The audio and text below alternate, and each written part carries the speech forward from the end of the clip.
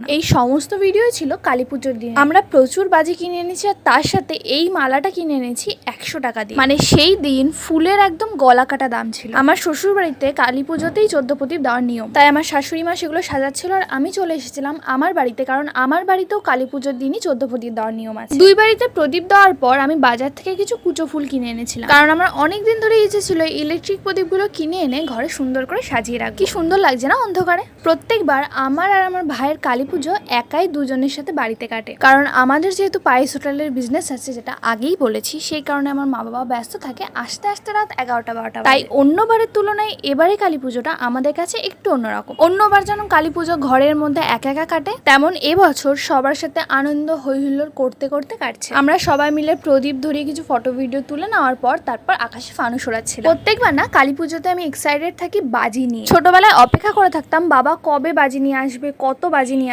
এবারও কিন্তু সেটা অনথা হয়নি, নিজেরা কিছু বাজি তো কিনেছিলামই, তার সাথে বাবাকে বলে বাবাকে দিয়েও কিছু বাজি আনিয়েছিলাম। এরপর আমি, ভাই, বুনু আমরা সবাই মিলে প্রচুর প্রচুর প্রচুর বাজি ফাটিয়েছি। দেখতে দেখতে দুর্গাপুজো শেষ হয়ে গেল, লক্ষ্মী পুজো আসলো, লক্ষ্মী পুজোও শেষ হয়ে গেল, কালী পুজো এসে কালী পুজোও শেষ হয়ে গেল। এবার আমার মতো নিশ্চয়ই তোমরাও মন খারাপে কাটাচ্ছ আর ভাবছো আবার কবে দুর্গাপুজো আসবে, আবার একটা বছরের অপেক্ষা। কিন্তু এটা যেমন চোখের পলকে চলে গেল, দেখতে দেখতে আবার একটা বছর ঠিক ফিরে আসবে।